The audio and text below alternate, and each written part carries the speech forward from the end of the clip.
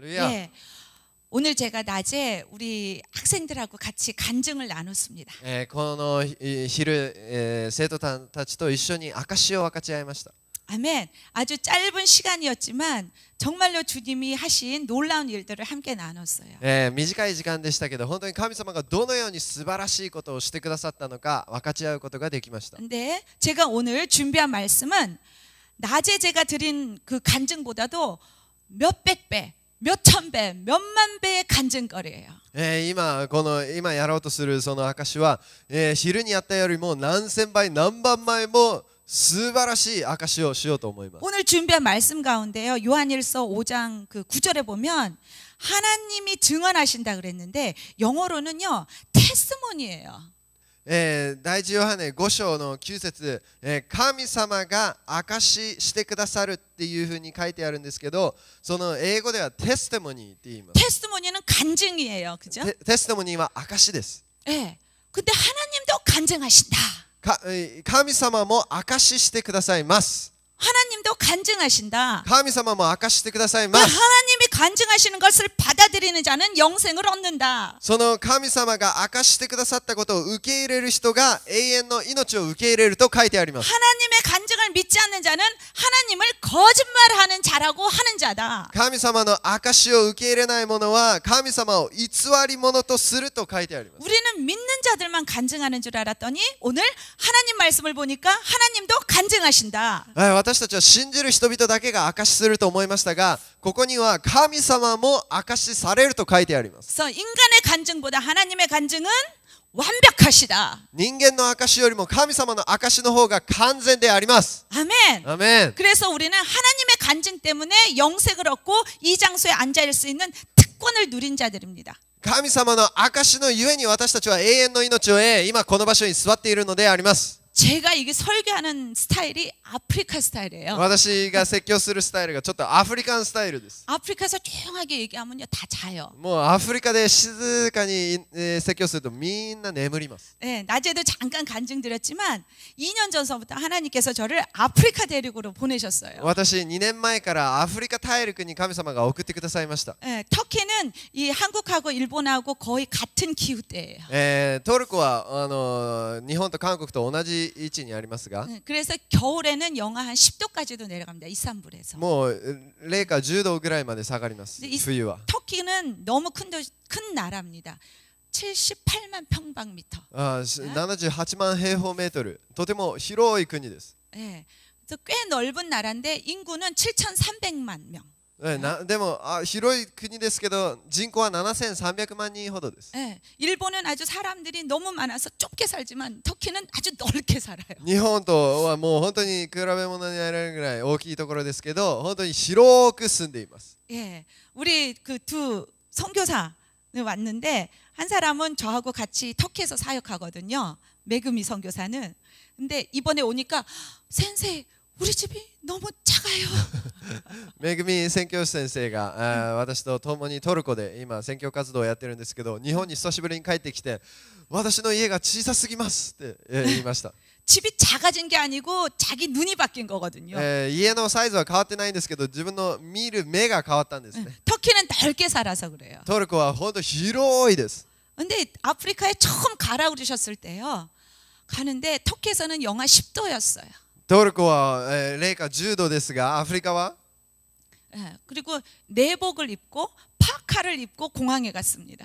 そのトルコから行くときにもうもう本当あったかい服を着て、本当に全部あったかいジャンバーを着て、 예, 그리고 공항에서 우리 선교사들한테 겉옷은 줬어요. そしてそれを空港でそれを脱いで宣教師先生たちに 그리고 与え 이제 ました。 비행기를 타고 아프리카를 가는데 거기는 영상 40도예요. もうそこアフリカ行ったらもう40度近いんですね。 그러니까 비행기 안에서 여름 옷으로 갈아입었어요. だから飛行機の中で夏の服に着替えました。 그리고 딱 내리니까 사우나죠, 그죠? もう完全サウナ状態です。 예, 갑자기 50도가 달라지는 거예요. もう50度近い変化があるんですね。 7, 8시간 만에. 그러니까 몸이 못 견디는 거예요. もう体が耐えられない状態です。 그래서 도착한 그 다음 날서부터 바로 사역을 해야 되는데 もうその到着したその次の日からもう説教しなきゃいけないんですが、 예, 사역을 시작하니까 이 땀이 나야 되는데 땀이 안 나요. もう本当に説教しながら汗が出るはずなんですけど汗が出ないんです。 기름이 줄줄 흐르는 もう 거예요. 油が出てくるんです。 땀 대신에. 汗の代わりに。 한 이틀이 지나니까 그때서야 정상으로 땀이 흘러요. 2日後から本当に汗が本当に流れるようになりました。 그리고 이제 다시 올라 그러면은 몸이 이미 이제 거기에 적응이 됐다가 もうまたそこからトルコに戻るときにもう体がそっちに慣れてしまっているのに 또 이제 비행기 타고 터키로 오면 50도가 또 달라지는 거예요. もうまたトルコに来たらまた50度が違うんです。 그러니까 터키 오면 아무것도 못하고 이틀을 잠을 자야 돼요. もうだからトルコ来てもう何にもできないまま2日は寝ないといけなかった。 제가 그걸 알았어요. 곰이 왜 겨울잠을 자는지 알았어요. それでなぜクマが冬は寝るのかということを知りました。 온도가 달라지니까 이 몸이 따라가지를 않아요. もう温度があまりにも違いすぎるから体がついていかないんです。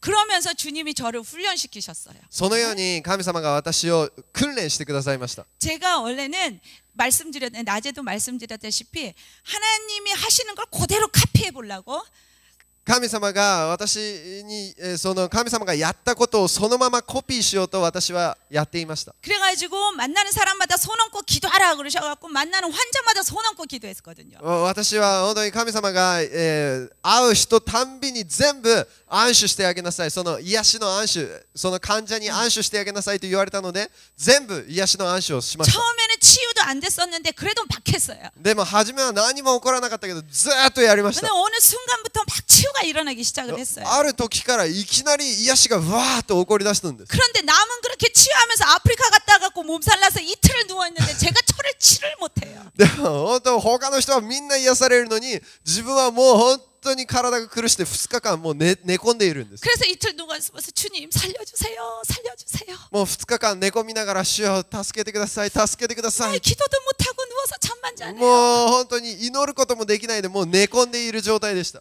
그랬더니 주님이 빨딱 일어나라. 主が語りました。立ち上がりなさい。 그래서 일어나서 주님 죄송합니다.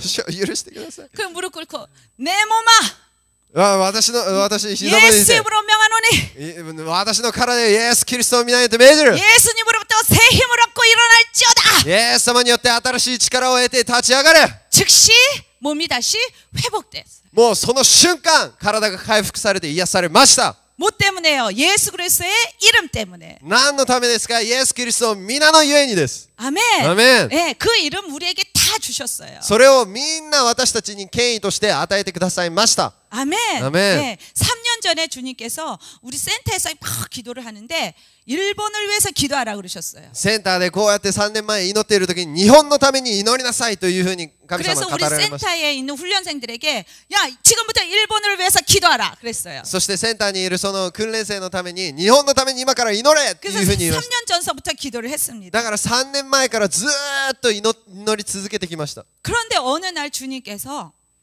루마니아 가라 그러세요.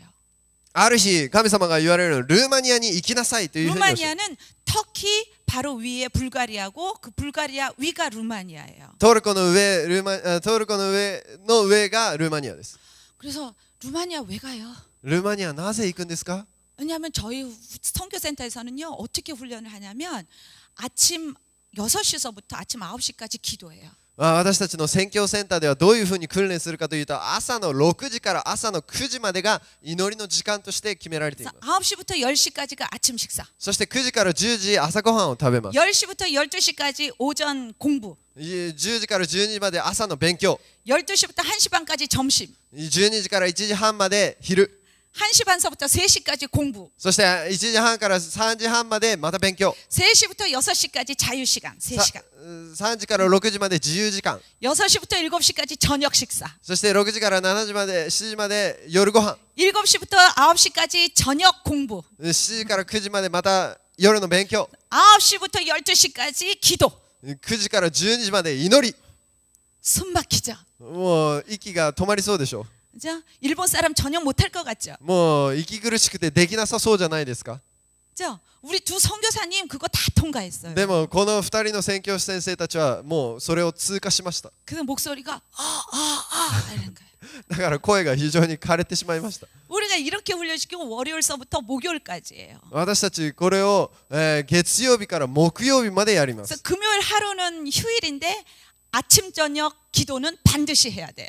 金曜日は休みなんですけど、朝と夜の祈りは必ずします。 그리고 토요일은 하루 종일 건물 청소해야 돼요. そして土曜日は一日中その建物を 그리고 掃除します。 토요일은 외출 금지예요. そして土曜日は外外出禁止です。 왜냐하면 주일날 예배를 잘 드리기 위해서 토요일 날은 청소하고 기도하고 본인 관리하라고 제가 금지시켰어요. 土曜日は本当に掃除して本当に自分を管理する、日曜の礼拝に自分を備えるために外出禁止をしました。 그리고 주일부터 또 아침부터 또 기도인 거예요. また日曜日は朝から祈りが始まります。 10시 반에 오전 예배 드려요. 10時半は朝の礼拝をします。 그리고 점심 먹고 2시서부터 또 오후 예배 드려요. また12時昼ご飯食べた後また昼の礼拝をします。 저녁 기도회 또 하는 거예요. また夜の祈祷会があります。 누가 터키 와서 훈련 받을 사람? トルコ来て訓練を受けたい方、 아무도 손 안 드시네. なぜ手を挙げないの？ 숨 막히죠. 지금 말만 本当に 들어도요. 息苦しいかもしれないです。 그런데 70명 넘게 훈련 받고 졸업했어요. でも70名以上が訓練を受けて卒業しました。 그래서 지금은 일본에도 선교사 있고 한국에도 있고 그다음에 이란에도 있고 미국에도 있고 루마니아에도 있어요. 今は日本、韓国、ルーマニア、アメリカ、いろんな国々に今その宣教師先生たちが今派遣されています。 전도사님 되게 똑똑하시고. え 이렇게 훈련생 이제 훈련 받고 선교사들로 다 파송해서 지금 사역하고 있어요. そして宣教師先生たちをそのように全部訓練して派遣しました。 예, 이란은 지금도 자기 기독교인이라 그러면요 옆에서 이렇게 길에서 누가 살해를 해도요 그 살해자가 잘하는 거예요. もう本当にイランという国はその通りがかりで、クリスチャンを殺したとしてもその殺人者は褒められるそのような国です。 예, 제가 이란 훈련생도 훈련시킬 때 당시에 이란에서 대대적인 핍박이 일어나서 교회 지하교회 지도자들이 100여 명 이상 잡혔는데 그중에 70명이 처형당했어요. そのイランですごい迫害の中、100人ぐらいがそのイランのクリスチャンがいたんですけど70人ぐらいが、処刑されました。 예, 훈련생 중에 한 형제가 있었는데 その一人の兄弟がいたんですが、 형제가 울어요 그것 때문에. それを本当に悲しくて泣きま 그 す。 사이가 네가 남자냐? 私があなたは男か、 그거 가지고 네가 우냐? それであなた泣くのか、 그게 정부가 너를 핍박한 거냐? それ政府があなたを迫害したのか、 네 적이 누구냐? あなたの敵は誰だ、 적이 네 동료를 죽였으면 敵があなたを殺した、あなたの同胞を殺した 네가 としたら 적을 대해서 네가 원수를 갚겠다고 이를 갈고 일어나야지. 울고 있냐? 敵を倒すんだというふうに立ち上がらないとなんで泣いてるんだ。 그랬더니 잘못했다고 주님 앞에 회개했어요. そしたらその兄弟が悪かったですというふうにして主の御前に悔い改めました。 그래서 지금 다 파송해 놨는데 今すべて派遣したんですが 내년도면은 지하교회가 개척이 될 겁니다. またイランでその地下教会が来年になったら建設されます。 아멘. 아멘. 네, 내년에 지하교회 개척할 사람은 남자도 아니고 여자예요. そして来年その地下教会をそれやる方は男でもなく女性です。 네, 그렇게 한참 훈련을 하고 있는데 주님이 일본 놓고 기도 시작하자마자 바로 루마니아에 가라 그러셨어요. そういうふうにものすごいその訓練をしている中、日本のために祈り出した瞬間にルーマニアに行きなさいというふうに御声を聞かせてください 루마니아 ま 아는 す。 사람이 아무도 없어요. でもルーマニアは誰も知ってる人がいません。 아직 훈련생들도 루마니아에서 온 사람도 없고 もう訓練を受けるためにルーマニアから来た人もいないし、 그래서 주님 루마니아에 왜 갑니까? 터키도 지금 바쁜데요. ルーマニアなぜ行くんですか。今トルコものすごく忙しいじゃないですか。 그래서 주님이 너 갈래 안 갈래? 主が言われました。あなた行く行かない。 순종할래 안 할래? 従順するしない。 그러면은 뭐 할 수 없죠. 뭐 순종해야죠, 그죠? もうそれはしょうがないですね。従順するし 그래서 か。 주님 가겠습니다. 主は行きます。 예.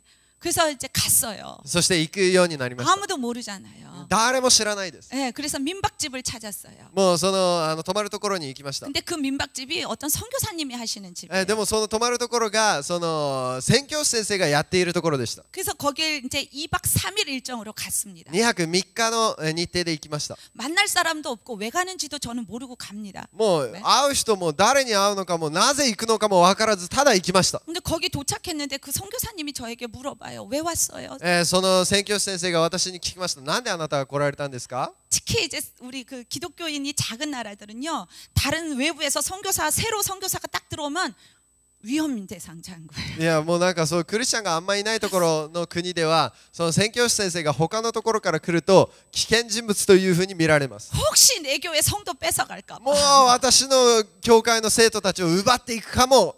네, 그래서 그 선교사님이 적개심으로 왜 오셨습니까? だから私に警戒しながらなぜ来たんですかっていうふうに聞いてくるんです。 그래서 제가 뭘 어떻게 대답해야 될지 몰라서 주님 저 어떻게 대답해요? どうやって答えればいいから主よ私どう答えればいいんですか。 나도 내가 왜 왔는지 모르는데. 私自身もなぜ来たのかわからないんですよ。 근데 제 입에서 툭 나온 소리가 저 일본 교회 개척하러 왔습니다.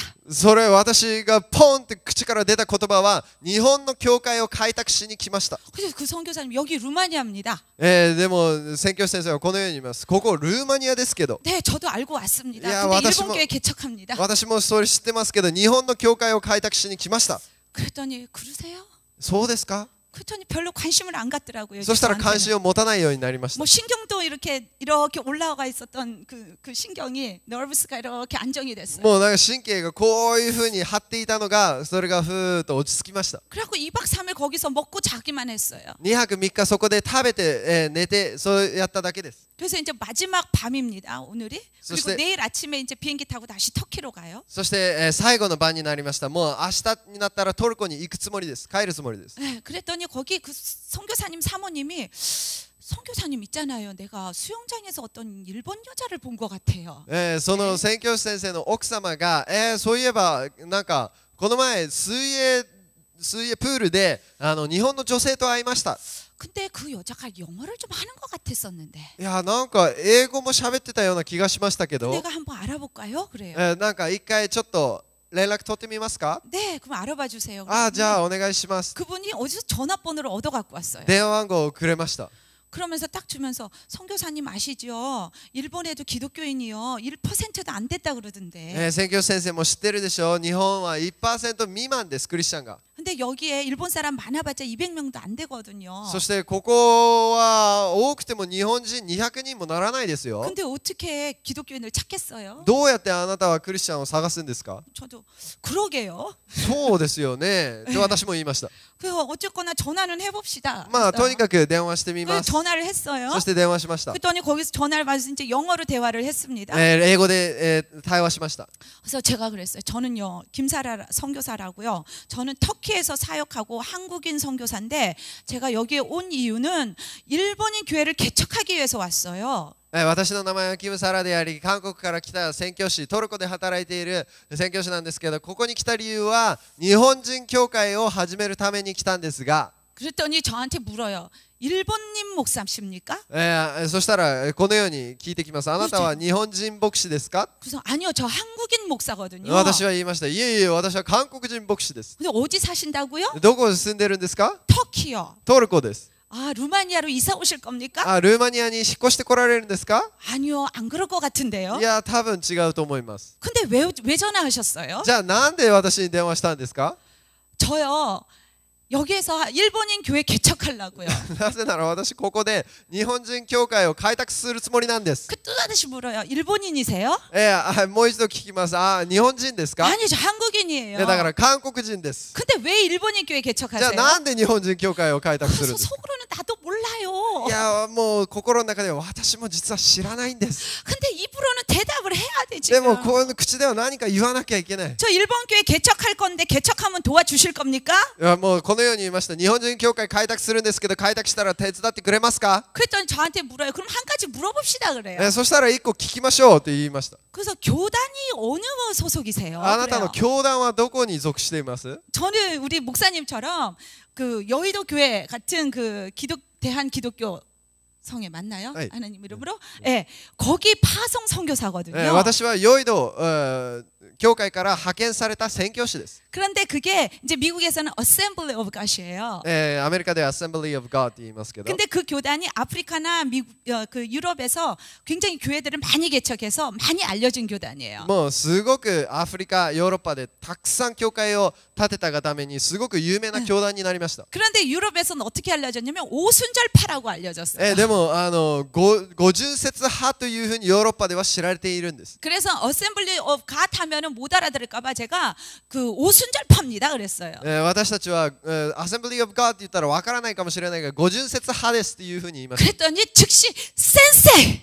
先生って言いました。 그랬더니 알겠습니다. わかりました。 교회 개척합시다. 教会開拓しましょう。 내가 놀래가지고 내가 놀래. 私がびっくりしました。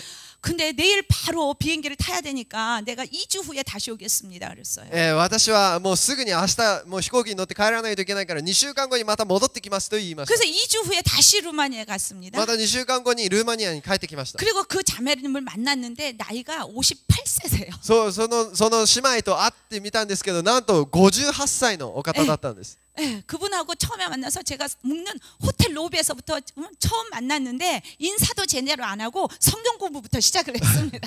もう本当にもう挨拶もならないところからもういきなり聖書勉強から始めまし 그 た。 성경 공부 1시간 하고 나서 근데 물어봅시다. 제가 어떻게 여기서 개척하는 줄 알고 돕겠다 그럽니까? 聖書勉強を1時間した後聞いてみました。私どういうふうにあなたが助けるっていうふうに言ったんですか？ 그랬더니 센세 내가 고백할 게 있습니다. 간증할 게 있습니다. 先生、私実は証があるんですってその方が言われました。 그분은 루마니아에서 예수님을 영접했어요. その方はルーマニアでイエス様を受け入れました。 그리고 혼자 기도하다 방언까지 받았어요. そして一人で祈ってる中、威厳もいただきました。 그래갖고 루마니아에 있는 다른 교회 갔더니요 방언을 못하게 했어요. ルーマニアの他の教会に行ったら威厳を禁止するんです。 그 본인은 이게 성령님이 주신 거 확실한데 교회에서 못하게 하니까 이 방황하고 다녔어요. 自分はこれ聖霊様からいただいたという強い確信があるのに他の人が禁止するからもう本当威厳をしながら歩き回りまし 그래서 た。 그분이 기도하기를 주님 제발 루마니아에 일본인 교회를 세워주세요. その威厳をしながら主よこのルーマニアに日本人教会を建ててください。 4년을 기도했어요. 4年間祈りました。 그런데 그분이요 마지막으로 기도를 추가한 게 제가 만약에 목사님을 주님이 보내주시면 오순절계로 보내주세요. その本当に牧師先生、そしてもう一つお祈りすることは、もし牧師先生を送ってくださるんだったら五巡節派を送ってください。 방언을 실컷 할 수 있도록 오순절 목사님을 보내주세요. もう威厳をもう思いっきりできるように五巡節派を送ってください。 그렇게 기도하고 있다가 교단이 어디냐고 해서 제가 오순절입니다 그랬거든요. そして本当にそのように祈っている中、私が電話で言ったことは五巡節派ですっていうふうに言ったんで 그러니까 す。 그분이 기도 응답이라고 예 개척합시다. もう祈りの答えだと思って、はい教会開拓しましょう。 그날서부터 매주 저는 금요일이 하루가 휴일이잖아요. 그죠?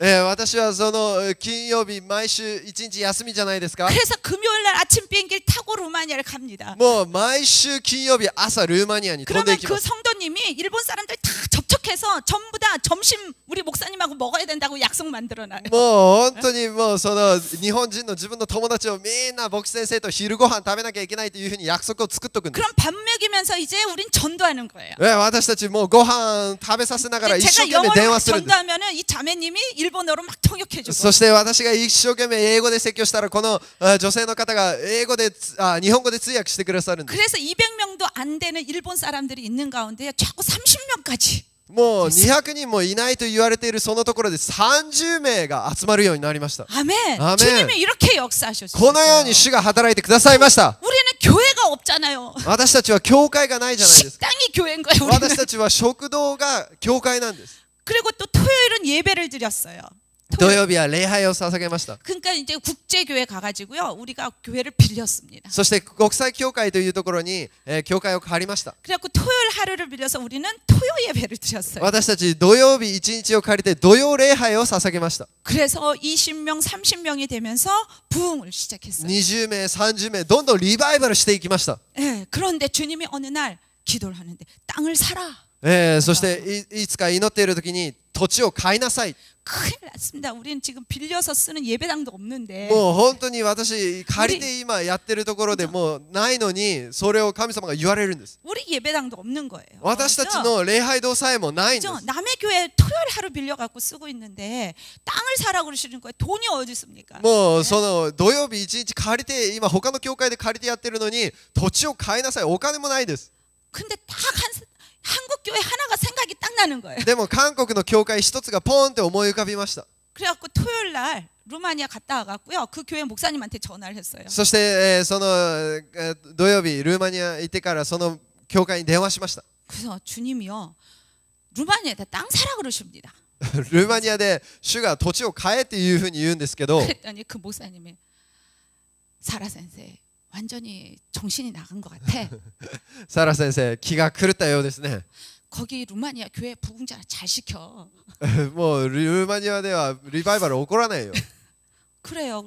어쨌거나 저는 주님이 사라 그랬으니까 사야 됩니다. でもまあとにかく私は主が買えと言ったから買わなきゃいけません 그리고 전화 끊어버렸어요. そして、電話を切りました 그 저는 할 일을 다 했습니다. 그리고 아는 사람이 전혀 없어요. そして私はやるべきことはやったそしてもう他何も知らないです 그 말씀드렸잖아요. 저는 터키에서 예수님을 영접했어요. 私はトルコでイエス様を受け入れた人です 그래서 한국어 그 찬양을 잘 몰라요. 저는 だから私は韓国の賛美というのはあんまり知らないんです 교회라고 다녀본 적이 없는 사람이에요. 教会あんまり行ったことがなかったんです 그래서 성경도 처음에 터키어 성경을 읽기 시작했고 찬양도 터키어로 했어요. そしてトルコで初めて聖書を読むようになってトルコで初めて賛美をするようになりました 네, 그러니까 한국에 아는 사람도 없고 후원자도 없어요. だから韓国に知ってる人もいないし援助してくれる人もいないです 네, 그 전화할 데가 없어요. 이제. だから電話するところもないんです 그래서 주님께 주님 저는 할 거 다 했습니다. 이제 주님 차례입니다. もう主よ電話するところに電話しましたあとはお委ねします 근데 주일날 저녁 때요. 그 목사님이 저한테 전화를 하셨어요. 그 日 다음 曜 날이죠. 日曜日の夜その次の日ですよねいきなり牧師先生が電話をかけてきました 그러더니 김사라 선교사 완전히 정신 나갔어. キムサラ牧師あなた完全に行かれてる 그랬더니 나는 뭔 소리까 했어요. 私は何のことですか 그랬더니 그 목사님 교회에서요. 예배가 끝난 다음에 어떤 권사님이요. 목사님 사무실로 왔대요. あるその幹事さんが、礼拝日曜日礼拝終わった後自分の牧師先生の部屋に来られたということです 그리고 달러로 한 2만 달러 정도 되는 돈을 가지고 왔대요. もう2万ドルと言ったらもう200万円ぐらいですかね、 はい 네, 그리고 나서는 딱 돈을 놓으면서 하는 소리가 목사님 우리 땅 사야 됩니다. そのように牧師先生私たち土地を買わなければなりませんっていうふうに言うんです 한국이 아니고 해외에 땅 사야 됩니다. 선교지에. その、韓国じゃなくて海外に土地を買わなければなりません 자, 하나님은 이렇게 일하십니다. 神様はこのように働かれます 그거로부터 시작해서 루마니아에 지금 저기 월드 힐링 센터가 건축됐어요. そのお金でルーマニアにワールドヒーリングセンターというものがルーマニアに出来上がりました 아멘. 아멘. 그거는 이제 동유럽으로 우리가 복음을 들고 나갈 전진 센터입니다. 私たち東ヨーロッパを突破する福音によって突破するセンターができたのです 아멘. アメン 1달러도 없었어요. 1ドルもなかったんです 그런데 주님이 가라 그러셨으니까 그냥 간 거예요. だからでも主が行けと言われたからただただ行ったんです 아멘. アメン 예. 아멘. 하나님은 이렇게 역사하십니다. 神様はこのように働かれます 제가 우리 목사님께도 잠깐 이 교회 건축하실 때 하신 간증을 들었어요. 私も先ほど牧師先生からこの教会がどのように建設されたのかその証を聞きました 이 교회 자체도 기적 자체도. もうこの教会自体も奇跡そのものです 예. 하나님이 일하실 때는 반드시 이렇습니다. 神様が働かれるとき必ず奇跡が起こります 아멘. 아멘. 하나님은 절대로 우리의 힘이 필요하신 분이 아니세요. 神様は絶対に私たちの力が必要としておられる方ではありません 하나님은 하나님 일을 직접 하세요. 神様は神様ご自身の仕事を自ら成し遂げられます 그런데 우리에게 왜 하라 그러시느냐면요. 神様はじゃあなぜ私たちにやりなさいというふうに言われるのかというと 우리가 쓰임 받음으로 천국에 상급 쌓게 하시기 위해서 私たちが用いられることによって私たちに天の御国に宝を積むように 또 이 일을 통해서 주님을 만나게 하시기 위해서 そしてこの仕事を通して神様に会うように 그리고 주님의 계획을 우리가 더 선명하게 배우게 하기 위해서 そして神様の計画をもっともっと鮮明に知ることができるように 예 그리고 나서는 제가 또 일본 사람들하고 계속 사역을 하게 됐어요. そしてそういうことによって日本の方々とずーっと共に働くことになりました 그리고 우리 아이카 선교사님이 이제 여기 예, 여러분과 같이 신앙생활을 하잖아요. そして愛花宣教師先生が今私たちと共に今、信仰生活をしてますね。 그리고 우리 선교센터에서 훈련받고 간 다른 일본 훈련생들이 있어요. そして私たちのこの宣教センターで訓練を受けた他の日本の宣教師先生たちもいます。 예, 그분들이 지금 고베에 사세요. 今その人々は神戸で今生きています。 그리고 또 몇 분은 후쿠오카에 계세요. そして何人かは福岡に来ています。 그래서 고베와 후쿠오카를 매주 주일마다 인터넷으로 연결해서 예배를 같이 드려요. だから神戸と福岡をもう毎週インターネットを連携しながら毎週礼拝を共に捧げています。 예, 그런데도 제가 낮에도 말씀드렸다시피 제 머리가 너무 좋잖아요. もうお昼に明かしたように私の頭がもう天才じゃないですか。 그래갖고 내 머리로 계산을 하니까 도대체 내가 왜 일본 사람들을 사역해야 돼? 私の頭でこうよくよく考えてみるとなぜ私は、日本の人々と共に働かなければいけないのか。 나는 터키 사는데 私はトルコに住んでるんだが 지금 아프리카 열심히 다니고 있는데 今アフリカのその道がどんどん開かれているの。 도대체 일본 사람하고 나하고 무슨 상관이 있나? 日本の人と私何の関係があるのか。 우리 그 선교센터에서 우리 스텝진들한테 제가 최고의 징벌은 너네 보따리 싸서 일본 가! 이거예요. 私の最高の褒め言葉が、あなた方荷物をまとめて日本に行け。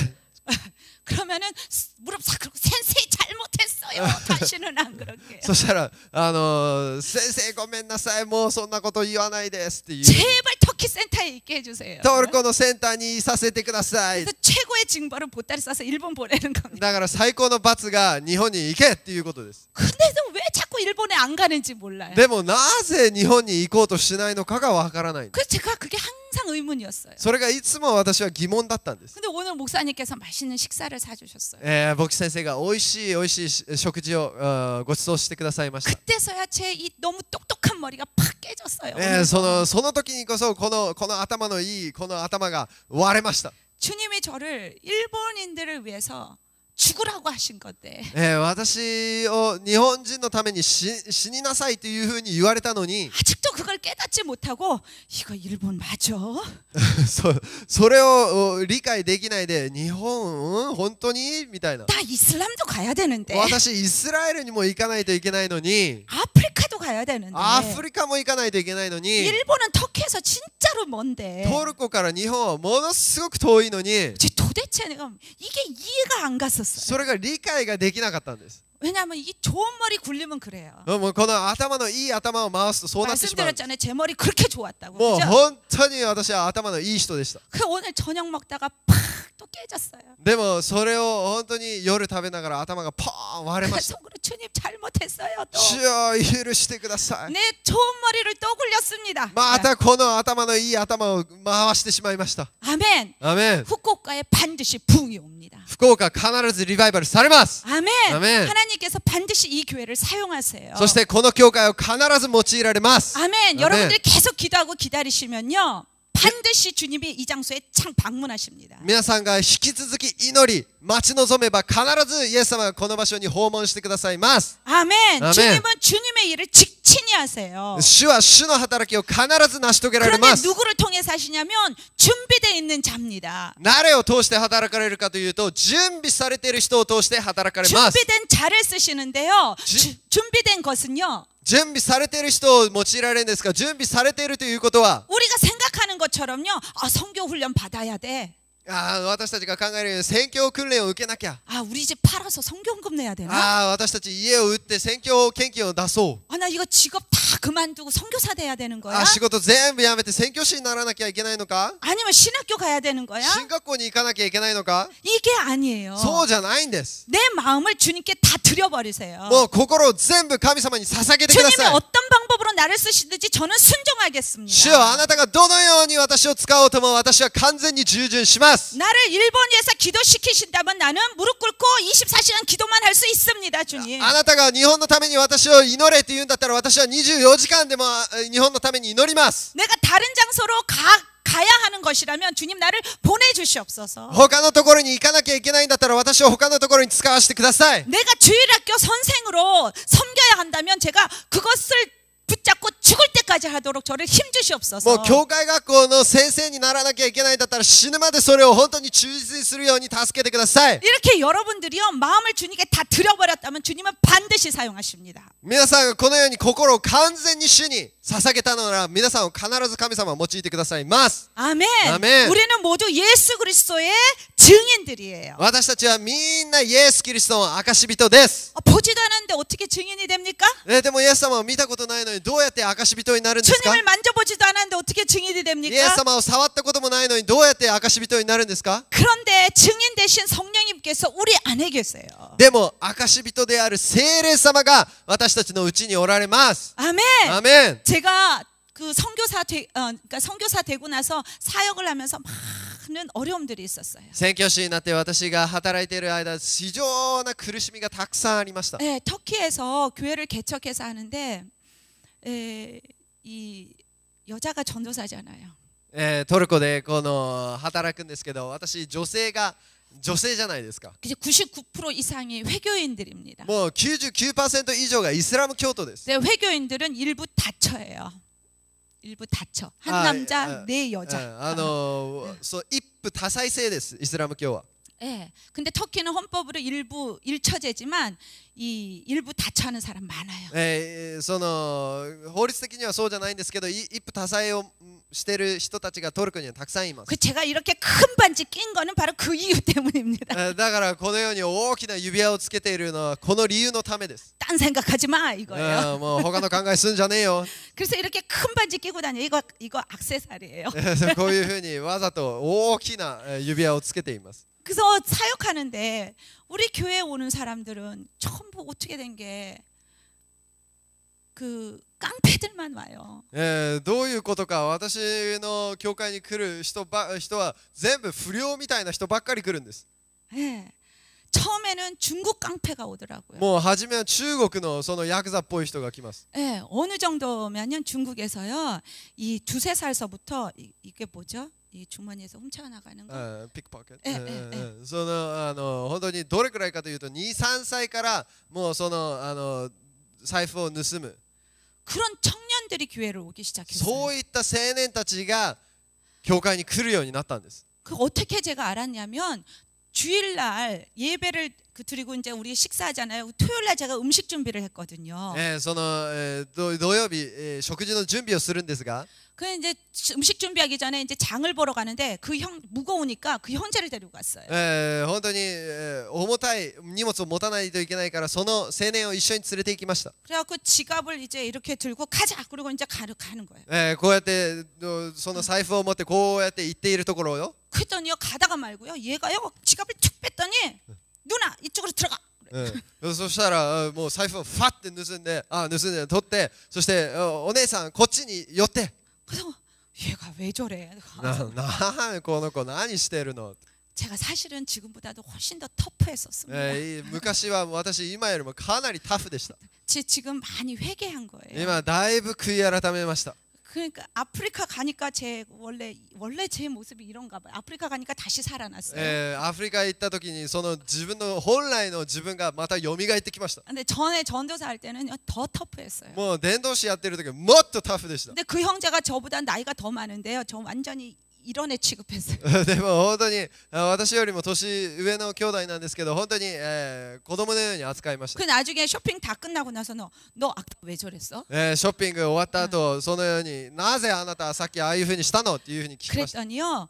원래 그런 직업을 가진 사람들은 그런 사람들이 오면 금방 안 돼요. そういった元からそういった仕事をしていた人はそういった人を見るとすぐにその人が自分と似てるということがわかるんです。 그래갖고 터키 그 뭐죠? 이거 소매치기 하는 사람이 지나가는 거를 본 거예요. 그러니까 저를 밀어붙이고 자기가 이렇게 지나간 거예요. だからそのもう見てすぐにわかるんです。この人ピックポケットする人だっていうふうにわかるから私をこういうふうに横に置いて自分が前に行ったんです。 그래서 그 형제의 과거를 알게 됐어요. そういうふうにして彼の過去を知ることになりました。 그냥 아까 낮에도 말씀드렸잖아요. 그 중국 자매하고 제가 한 방에 가둬버렸다는 거. 昼も言ったじゃないですか。その中国の女性と一つの部屋に 그쵸? 閉じ込めた。 네, 싫어하는 사람끼리 그냥 작은 기도실에 그냥 뭐 가둬버린 거예요. 嫌な人同士本当小さい祈りの部屋に閉じ込めた。 그 형제예요. その兄弟です。 네. 근데 그 형제가요, 어느 날 우리 성도님하고 또 싸웠네요. その兄弟がある日また私の生徒と喧嘩するんです。 그러더니요, 죽인대요. そしたら何て言うかというと殺すっていう。 그래갖고 부엌에서 칼을 들고, 칼을 어디다 찼나? 나 그때 처음 배웠네. 이 안쪽에 그 양말 안쪽으로 넣대요. そのナイフを取り出して自分の靴下にその包丁を入れるんです。 그리고 나서는 죽이러 간다고 막 가는 거예요. もう本当に殺すって言ってまあ行くんです。 그래서 내가 성도들 불러가고 빨리 좀 쫓아가라 그래서. 生徒たち呼んでもう早く追いかけて。 그 저는 뭐예요? 성전에서 주여. 私は主やーって言って。 교회 무너지고요. ああ教会が破壊されます。 가뜩이나 이건 그 기독교가 이단 중에 대이단인데 터키에서. もうトルコではクリスチャンはもう異端中の異端です。 이거 큰일 납니다. もうこんな事件があったらもう大変なことになります。 별 기도를 다 하는데 이 뭐, 마음이 안 평하네요. あらゆる祈りをするんですけど心に平安が来ないんです。 그 어떻게 해요? 그 다음부터. もうどうすればいいのか。 예수 이름으로. イエス・キリストを 이 皆によって 더럽고 취약한 것들, 교회 무너뜨리려고 하는 것들. この汚いこの教会を破壊しようとする悪霊 그 ども 형제에게서 떠나갈지어다. この兄弟から出ていけ。 한 10분을 외치고 막 기도를 もう 했는데 10分このように祈りました。 평안이 포기만. もう平安になるんです。 그리고 나서는 그 쫓아가라고 한 형제한테 전화를 딱 해봤어요. そしてついていきなさいと言ったその兄弟に電話をしてみました。 그랬더니 전도사님 제가 조금 이따 전화할게요. 그리고 そしたら伝道先生ちょっと後に電話しますね。 그 나중에 전화해 보니까요. 그때 한참 이제 그 형제를 붙잡아가지고 설득시키고 있었어. その後で知ってみるともうその時一生懸命説得していたんです。 주님이 역사하셨게요, 안 하셨게요? 主が働いてくださいましたか働いてくださいませんでしたか。 아멘. 아멘. 예. 여러분들 벌써 하나님 만나셨네. 응답 아는 거 보니까. もうその答えを知ってるということはもう神様と出会ったことがある人だと信じます。 그 형제 지금 중국에서 전도자예요. 今その兄弟中国で伝道師となりました。 아멘. 아멘. 주님의 하시는 일은 불가능이 없다. 主がされることに不可能なことはありません。 아멘. 아멘. 그리고 또 한 사람. もう一人。 어느 날 동네에 남자가 왔는데 키가 2m. もうそのある人が来たんですが身長が2メートル。 제 키가 160도 안 돼요. 조금 모자라요. 私は160センチちょっと足らないんですが 요만큼 모자라. もう 160에서. ほんと1センチぐらい足らないんですが 예. 그랬는데 와갖고는 이 동네에 또 깡패 출신이잖아요. またその不良っぽい人なんですが 근데 교회 2번을 딱 오더니요. 그 다음 주에 와갖고는 딱 그러는 거야. 누나. 2回こうやって来て3週目に来て姉ちゃん 그러면서 어깨를 탁탁 치면서. こうやって肩をトントントンって叩きながら姉ちゃん 이거 내 전화번호인데 하면서 탁 줘요. これ私の電話番号なんだけど 누나라는 것은 제가 그래도 전도사잖아요. 근데 나보다 나이가 많으면서도 이거예요. 예, 보스 이거예요. 이 뜻이에요. 本当にその私よりも年上なんですけど私姉さんっていうことはボスみたいなそういう意味合いを含めて言ってることなんです。 그래서 누나 이 전화번호 누가 무슨 일을 하면 빨리 전화해. 그럼 내가 어디에 있든지 5분 안에 도착할 수 있어. 姉さんこの電話番号に電話してくれたら私は5分以内に来ます。 그때 쫄면은 안 되는 거예요. その時に私はビビったらダメなんですね。 알았다, 고맙다. 分かったありがとう。 그리고 받았어요. そのようにいただきました。 네가 하나님의 능력을 맛봐야 이따위 짓을 안 하지.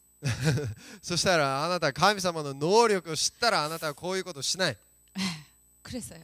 그래서 일단 고맙다 그러고 받았어요. そしてありがとうと言ってその電話番号を 그 いただ 다음 きまし 주에 왔는데 た。そして次の週来たんで 제가 すが 예배 끝나고 나서는 이렇게 축복 기도를 해줬어요. そして礼拝終わった後祝福の祈りを一人一人 근데 してあ 이제 げ 그 ます。 형제 순서가 됐어요. その兄弟の番になりました。 키가 2m잖아요. 2メートルじゃないです 난 か。 160도 안 되는. 私は160センチもな 이 い。 정도 차이가 나. こんなに差があるんです。 그 안수기도를 해줘야 되는데 손이 안 닿는 거예요. 置いてあげないといけない。手が届かないんです。 그 어떻게 할게요? どうやってやりました？ 플라스틱 의자 갖다가 놓고 내가 올라갔어요. プラスチックの椅子を持って私がこのように登っていきました。 그리고 손을 얹고 そして手を置いて 기도를 해줬어요. 祈りました。 그랬더니 뒤로 과당. そしたら後ろにドカーン 그랬더니 딱 일어나서 되게 세다. こうやって起きながら強いですね。 그리고 나서 누나 다음 주에 또 올게. 그리고 姉さん 갔어요. また来ます。 하나님의 능력은 神様の能力は 하나님의 전능하신 능력은 神様の全能の力は 그 어떤 것도 다 파쇄시킨다. どのようなものも破壊します。 예.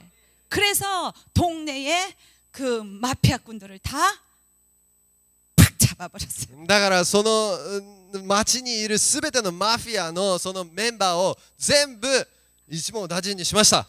그래갖고 그 형제가 하는 가게에 모여놓고 제가 가서 예배드렸어요. そして彼の兄弟、その兄弟がやっているその店に行って私が礼拝を捧げま 왜냐하면 した。 교회를 못 와요. なぜなら教会に来ることができないんです。 왜냐면 오면 입구에서 터키 사람들이 보잖아요. なぜかというと教会に来るとその入り口でトルコの人たちが見るじゃないですか。 그러면은 욕해요. そしたら 예, 왜 이교도들한테 가느냐. そしたら悪口を言うんです。なぜあなたは異教徒のところに行くん 그러니까 だ。 신앙이 크게 성장할 때까지 교회에 오라는 말을 못해요. だから信仰がすごく成長するまで教会に来てっていうことができない 그래서 んです。 제가 신방을 다녀야 되는 だ 거예요. から私が直接そういったところに行かなきゃいけないんです。 예, 이렇게 해서 영혼들을 다 구령을 했는데 でそういうふうにしてたくさんの魂を救ったんですが 그 중에서는 성령 세례도 받아서 변화된 사람도 있어요. そしてある人は聖霊のバプテスマを受けて変化がある人がいます。 근데 어느 정도 지나가니까요.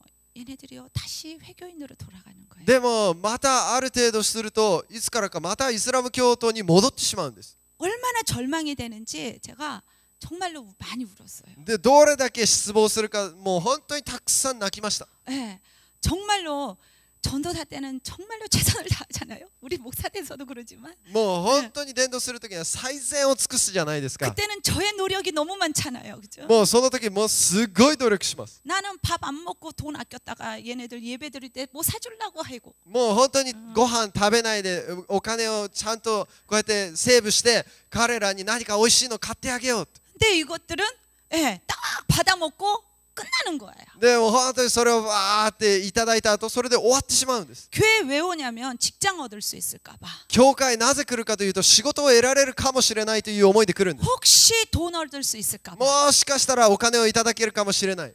혹시 결혼할 수 있을까 봐. もしかしたら結婚することができるかもしれない。 그래서 열심히 다녀보다가 아무것도 없으면 가버리는 거예요. だから一生懸命こう来て何もなかったら出てっちゃうんです。 예, 이렇게 해서 교회를 하니까 이제는 다 기진맥진이 돼버렸어요. もうこういうふうに、教会をやっていたので本当に疲れてしまいまし 그래서 た。 주님 앞에서 주님이 주신 능력도 써보고 치유도 써보고 다 했는데요. 아무도 변화가 안 돼요. 主が与えてくださった能力も使ってみたし癒しの力も使ってみたし全部使ってみたし全然変化がないじゃないですか。 예, 암도 치유가 되고 또 이 허리 디스크도 치유가 되고 다 치유가 됐는데 왜 사람은 자체는 변화가 안 됩니까? がんが癒された人背中のディスクが完全に癒された人でもその人に変化がないんです。 하나님의 능력도 맛보고 쓰러져도 보고 방언들도 받아서 방언 기도도 해본 사람들이 왜 변화가 안 됩니까? 神様の本当に能力をいただいて本当に倒れてそして威厳もするけど人が変わらないんです。 네, 그래서 울었어요. たくさんそして泣きました。 도대체 내가 뭘 잘못했습니까? 私は何を間違ってるんですか主よ。 내가 잘못했으면 저를 가르쳐 주세요. 主よ私が間違ってるのがあれば教えてください。 제가 원하는 거는 사람들이 변화되는 겁니다. 私が望んでいるのは人が変わることなんです。 그때 주님이 딱 하시는 말씀이 主がこのように言ってくださいました。 능력 대결도 아니요. 能力にもよらず 권세 대결도 아니요. 権力にもよらず 오직 너의 무기는 사랑이라. あなたの唯一の武器は愛である。 그래서 제가 그랬어요. 주님, 나 사랑으로 했는데요. 主よ私愛をしましたけど 나 안 먹고 그거로 먹였거든요. 私食べないで彼ら一生懸命食べさせたじゃないですか。 나 안 자고 그 시간에 그 사람들 위해서 기도했거든요. 私寝ないで彼らのために祈ったじゃないですか。 이거 사랑 아니에요. これ愛じゃないですか。 그랬더니 주님이 아니라 그러세요. イエス様はおっしゃいます。違う。 그럼 사랑이 뭐예요, 주님? 나 자, 사랑 좀 가르쳐 주세요. 主よ愛何ですか教えてください。 주님이 그때 딱 하신 말씀이 요한 1서에 나오는 하나님은 사랑이시라.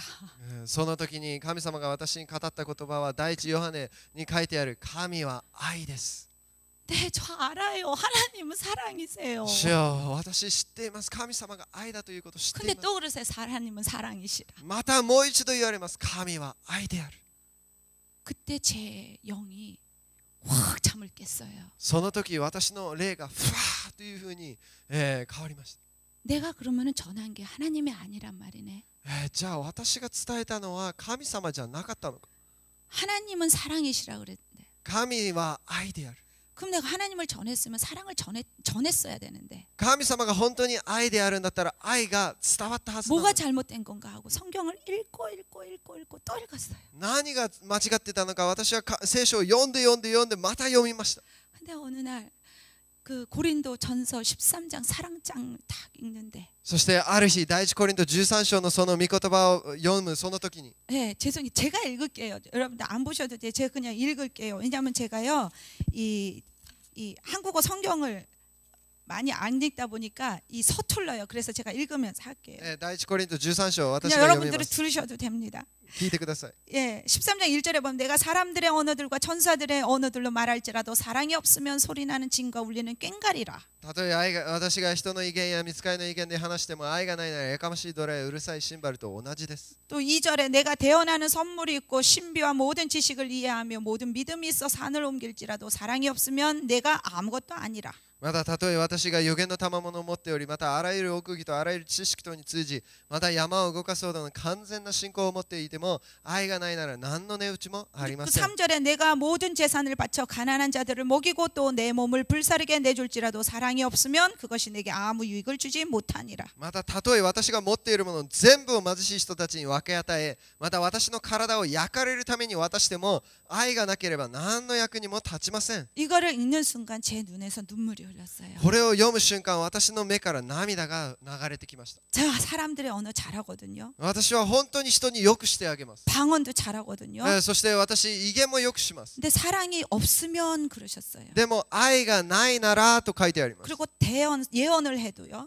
予言をしたとしても 모든 신비를 알아도요. すべての知識に通じていても 큰 믿음이 있어도 完全な信仰を持っていて 사랑이 も 없으면 내가 아무것도 아니다. 愛がないなら何の値打ちもありませんとあります。 근데 여기 보니까 내가 아무것도 아니래요. 何の値打ちもないというふうに書いてあります。 내가 아무것도 아니야. 그러면은 나의 존재에 대해서 말씀하시는 거예요. 私に何の値打ちもないというふうに書いてあるんです。そして私の存在がないということなんです。 그죠? 내가 아무것도 아니라는 거예요. 私の値打ちがないという存在がないということです。 3절에 읽으니까 내가 모든 재산을 가난한 자들에게 줬고 몸을 불사르게 내줄지라도 했어요. もう私が持っているもの全部貧しい人たちに分け与えまた私の体を焼かれるために渡しても 저 이거 했거든요. 私このようにやっていました。 사랑인 줄 알고 했거든요. これが愛だと思ってやっていました。 근데 심지어는 밖에 나가서 돈을 벌어가지고요. 우리 성도들 먹이고 살렸어요. 私本当に、一生懸命働いて生徒さんたちを食べさせて養っていきました。 그 사랑인 줄 알고 했어요. それが愛だと思ってやっていたんです。 그래서 주님께 주님 이거 사랑 아니었어요? これが愛じゃないんですかって主に聞きました。 그런데 그걸 해도 그게 사랑이 아니라고 성경이 말씀하시는 거예요. でも聖書にはそれをやっても愛がなければそれが愛じゃないというふうに書いてあります。 그죠? そうですよね。 네, 가난한 자를 돕고 네 몸을 불살라 줘도 사랑이 없으면 그러셨어요. 貧しい人たちに分け与え体を焼かれるために渡しても愛がなければと書いてあります。 우리 이거 사랑인 줄 알고 했잖아요. 私はこの行為自体が愛だと思ってやっていたんです。 근데 이거 자체가 사랑이 아니라 でも 그러셨어요. この行為自体が愛なわけではないんです。 사랑이 없으면 그러셨어요. 愛がなければって書いてあります。 그리고 사랑은 하나님이시다 그랬어요. そして、聖書には神様が愛であるというふう 그리고 に書いてある。 사랑이 없으면 내가 아무것도 아니다 그러셨어요. そして神様がその愛がなければ何にもないっていうふうにおっしゃいます。 순간 사랑이 존재라는 것이 왔어요. そして愛というのは存在であるっていうふうに 우리는 하나님이 사랑이다 그러면은 이 하나님의 성품 중에 하나가 사랑인 줄 알았어요. 神様が愛ですという時に神様の性質の一つが愛だというふうに私たちは思っています。 근데 하나님의 성품이 사랑이 아니고 하나님 존재 자체가 사랑이에요. でも神様がおっしゃるのは神様の性質じゃなくて神様ご自身 ご本人が愛そのものであるというふうにおっしゃるんです。 아멘. アーメン。 영어로요.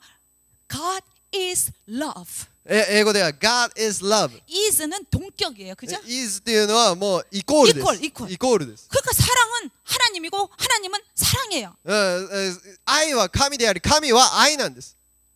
그러니까 하나님의 존재 자체인 거예요. 사랑이. もう神様は愛そのものなんです。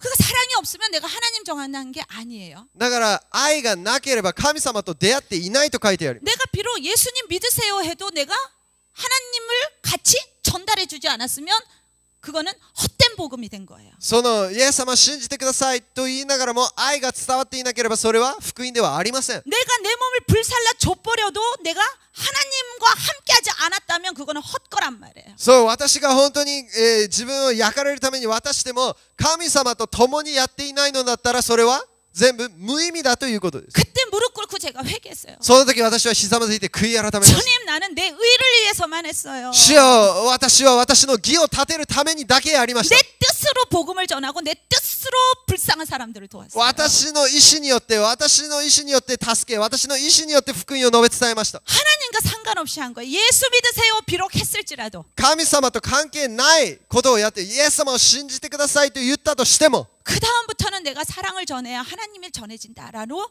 바로 생각을 하기 시작했어요. その時私は気づきました。愛が伝わる時初めて神様が伝わるんだということを知りました。 네, 하나님을 전하지 않으면 우리가 한 모든 행동들이 다 헛겁니다. だから神様が伝わらなければ私たちやっていることすべてが無意味なんです。 예, 여러분들이 선교 나가서 순교할지라도 하나님 없이 했다면 그 순교는 개죽음인 거예요. 皆さんがたとえ宣教地で死んだとしても神様なしで死んだとすればそれは犬死にすることなんです。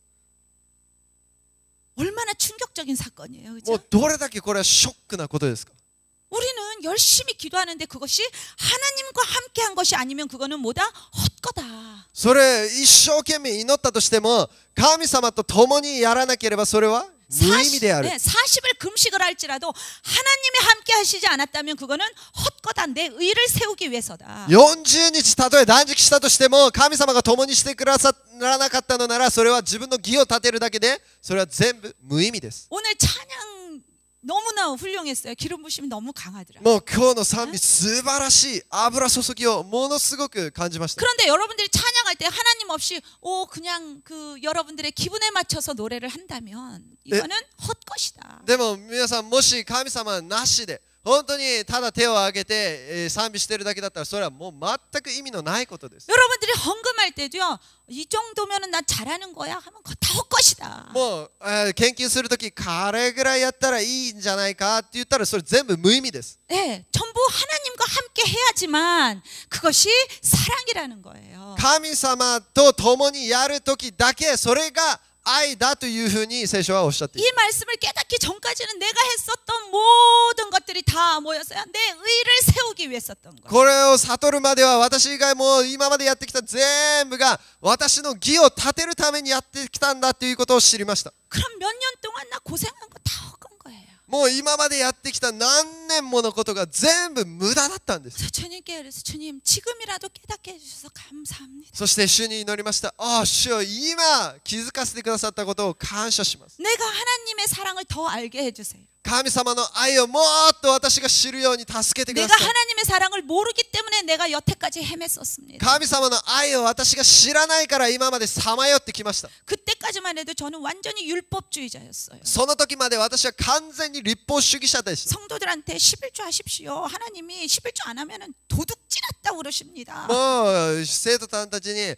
11分の1の献金を捧げなさい。あなた10分の1を献金捧げないとあなた泥棒だって書いてありますよ。 주님이 하나하나 그걸 다 가르쳐 주시는 거예요. もうそれ全部一つ一つ神様が教えてくださるんです。 그래서 많은 시간을 눈물로 회개하면서 그것을 주님께 고침받았어요. もうたくさんの時間泣きながら悔い改めてそれを神様が癒してくださいました。 그리고 성도님들에게도 제가 사죄했어요. そして、生徒さんたちにも謝りました。 이미 우리 교회 떠난 사람들한테는 이메일로 보냈어요. もう私の教会を離れた人たちには E メールを送って謝りました。 내가 잘못 가르쳤습니다. 지금까지 가르친 거 잘못했으니 용서해 주세요. 今まで私が間違って教えました。本当に許してくださいというふうに E メールを送りました。 완전히 망신당한 거예요. もう 망신. 完全にもう恥さらいになってしまう。 그 다음부터 제가 회개하기 시작하면서 その後から私が悔い改め出して 이 13장을 다시 읽는데요. 13章をもう一度読んでみたところ、 주님 전에는 이랬어요. 사랑은 오래 참고 친절하며 4절에. 4節愛は寛容であり愛は親切です。 그러니까 내가 오래 참아야 돼. もうだから私こういうふうに書いてあったら昔はあしじゃあ頑張って一生懸命忍耐しよう 친절해야 돼. 그래서 속에서는 부글부글하면서도 겉으로는 친절한 척. もう本当に親切でないといけないからもうイライラするけど親切なふり 속에서는 시기가 막 올라오는데도 안 그런 척. もう嫉妬がもう湧いてくるもう怒りが湧いてくるんだけどそれをしてないふり 자, 예, 특히 이 교회 지도자니까 성도들 앞에서 더 그래야 돼. もう教会の指導者だからもっとそういうふうにやらなきゃいけないんです 예, 그런데 이거를 딱 읽으면서 회개한 후에요. 주님이 그러셨어요. 사랑은 오래 참고 그러셨는데 이거를 주님은 너를 오래 참음으로 사랑하시고 この悔い改めた後本当にこの御言葉を読んでいる時に、主があなたを本当に忍耐深く愛してくださっているっていうふうに読めてくるんですね 주님은 너를 사랑하시되 친절하게 사랑하시고 もう本当に主はあなたを愛して親切に愛してくださっている 제가 이렇게 읽는데 성령님이 그렇게 읽게 해주시는 もうそのように聖霊様が私に語ってくださるんです 하나님은 절대로 나에게 무례하게 안 하시는구나 神様は絶対、私にこのようにされないんだ 하나님은 전능하시면서도 절대로 나한테 전능하심을 안 보이시는구나 そう全能でありながらも本当に、それをもう見せつけるっていうことをしない 이 뜻은 하나님이 저에게 하나님의 전능하심을 다 나타내신다면 저 옛날에 죽고 수백 번 죽었어요 もし神様が全能な姿を私に見せしめたんだったら私はもう何回死んだことでしょう 그죠? 우리 하나님은 전능하신 하나님이세요 神様は全能なるお方です 하나님은 얼마나 크신지 몰라요 神様はどれほど偉大な方か分かりません 제가 일본 사람들하고 사역을 하면서 배운 거는 일본 말로 하나님이라는 게 일본의 어떤 우상들하고 단어가 똑같다면서요. 私が知ったことは神という単語がその偶像たちにも使われているっていうことを聞きました 그래서 내가 얼마나 화가 나는지 하나님 이름 바꿔야 돼 그랬어요. あまりにも怒りがこみ上げてきて神様の名前をじゃあ変えないと 어떻게 전능하신 내 아버지 이름이 우상들 이름하고 똑같냐? 全能の私のお父さんの名前がどうやって偶像に使われているんだ 일본 교회들 회의해갖고 이름 바꿔야 돼. もう日本の教会悔い改めて名前を変えなきゃ 제가 그 정도로 화가 났었어요. 그걸 알고 나서. そのぐらい私は怒っていました 왜냐면 우리를 정말로 보잘것없는 우리를 구원해 주시고 닦으시고 세우시고 사용하시고 계시는데 어떻게 귀신들 이름하고 똑같습니까? このように私たちを救ってくださり洗ってくださり清めてくださりそんな素晴らしい神様の名前がどうして悪霊どもと一緒に使われるのか 제가 화가 나는 거예요. もう怒りがこみ上げてきました 여러분들 화 안 나세요? 皆さん怒りがこみ上げてきませんか 나는 우리 아버지 모독하는 것 같아서 화나요. もう私お父さんを侮辱されているようでもう怒りがこみ上げて 얼마나 하나님이 우리를 사랑하시는데 어떻게 귀신들 이름하고 똑같습니까? 神様がどれほど私たちを愛しておられるのになぜ私たちそれを同じ悪霊たちと一緒の名前を使うんですか 화 안 나요? 怒らないですか 누가 여러분들 아버지 욕하면 화 안 나요? 皆さんのお父さんの悪口言ったら怒りがこみ上げてきません 육신의 아버지를 욕해도 우리가 기분 나쁜데 肉親のお父さんの悪口を言っても怒るのに 우리를 위해서 엄청난 일을 하시는 우리 하늘 아버지를 모독하는 이름으로 부르는데 나는 화가 나는 거예요. もうその私の天のお父様をそのように悪口言うのをもう本当に怒りがこみ上げてくるんです 화 안 나세요? 怒りが湧いてこないですか 내가 아직도 안 죽었나요, 목사님? 私がまだ死にきれていないのでしょうか 저 아프리카 더 가야 되나 봐요. アフリカもうちょっと行ってこないといけないみたいです 네, 저는 화가 나는 거예요. 私はもう本当もう 우리 怒り 하나님이 ま 얼마나 크신 줄 아세요? 神様がどれほど偉大か知っていますか 우리 태평양 크다 그러잖아요, 그죠? 太平洋が大きいと私たち言うじゃないですか 그죠? 태평양 바다 한가운데 가보신 분 계세요? 太平洋のど真ん中に行ったことはあることは言いますか 없으시죠, 그죠? ないですよね 네. 근데 우리가 태평양 바다도 한가운데 안 가본 사람들이에요. 太平洋のど真ん中にも行ったことがない私たちなんですが 넓다고 말만 들었지 그 넓은 걸 보지도 못한 사람들. 広いと聞きはしたけどそれを見たことはない人たちです저 태평양 한가운데서는 방향도 못 잡아요. もう 동서남. 太平洋の真ん中ではもう方向が全然分かりません。 자, 근데 태평양 물, 인도양 물, 대서양 물을 다 합쳐본다고 생각해 もう 보세요. 太平洋、大西洋、インド洋全部合わせたっていうふうに考えてみてください。 그리고 온 천하에 있는 물들을 다 합친다고 생각해 も 보세요. う全地にあるすべての水を全部合わせたっていうふうに考えてみて 그리고 ください。 하늘에 있는 구름까지 물로 다 바꿔갖고 계산을 해보세요. もう空も全部水として計算してみてください。 몇 톤 되는지 아는 분 계세요? 何トンになるか知ってる方おられますか？ 저도 몰라요. 私 사실은. も実は知らないんですけど。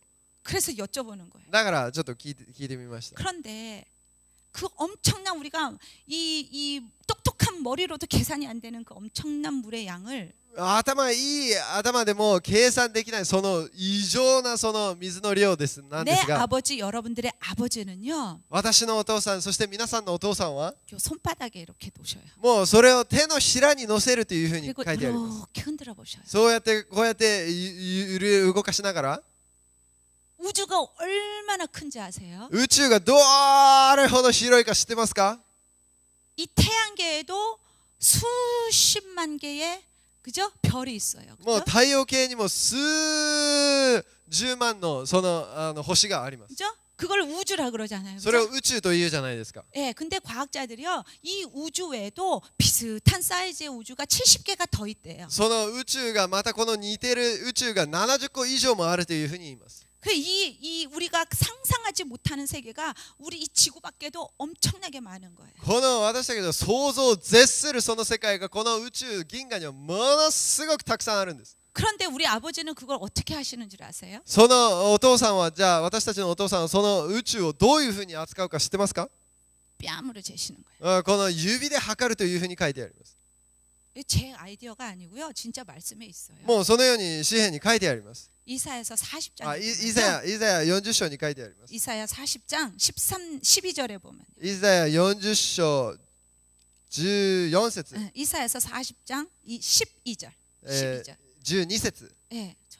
誰が手のひらで水を測り手の幅で天を押し測り地の塵をマスに盛り山を天秤で測り丘を測りで測ったのか。 누가 잽니까? 誰ですか？ 예, 하나님이 이렇게 재셔요. はい、神様がそのように測られるんです。 손바닥으로 물들을 몇 그램이나 되나? 手のひらで水を測り 이렇게 재시고요. このように測り 그 다음에 하늘을 어떻게 재신다? 天をどういうふうに測りますか？ 뺨으로. 手の幅で 자, 뺨으로 재세요. 手の幅で 이게 우리 아버지예요. これが私たちのお父様です。 우리 아버지는 우리가 상상을 할 수 없는 분이세요. 私たちのお父さんは私たちのもう思いをはるかに超えるお方です。 이분이 우리 아버지세요. この方が私たちのお父さんです。 아멘. アメン。 이러한 하나님이 우리 아버지세요. このような方が私たちのお父さんなんです。 근데 우리는 하나님의 생명을 받은 자들이에요. でも私たちは神様の命を受け取った者たちです。 그리고 우리는 하나님을 닮은 하나님의 자녀들이에요. 私たちは神様に似た神様の子供たちです。 제가 이렇게 우리 성도들한테 학생들한테 그럽니다.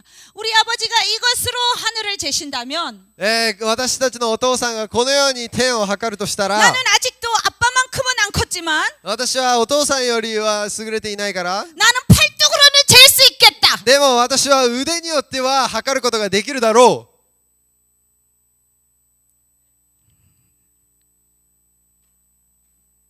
아멘 소리가 안 나는. アーメンがあまり聞こえないですけど 너무 커서. あまりにも大きい偉大な方ですから。 예. 우리가 상상할 수 없을 정도로 너무 크세요. そして私たちのもう想像を絶します。 그런데 아버지가 어떠 하면 아들도 그래요. でもお父さんがそうだったら子供もそうです。